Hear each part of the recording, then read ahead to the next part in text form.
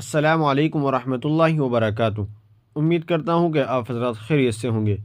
ناظرین، کیا قرآن کے بوسیدہ اوراق جلانا جائز ہے یا نہیں؟ تو چلیے اس کی جانکاری کے لیے میں آپ حضرات کے سامنے دارالعلوم دیوبند کا فتویٰ پیش کر رہا ہوں۔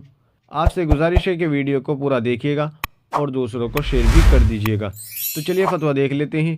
چنانچہ کسی سائن نے دارالعلوم دیوبند سے سوال کیا ہے، کیا قرآن کے بوسیدہ اوراق جلانا جائز ہے؟ تو چلیے دیکھتے ہیں دارالعلوم دیوبند نے اس کا کیا جواب دیا ہے۔ اس کا جواب آپ اپنی اسکرین پر بھی دیکھ سکتے ہیں۔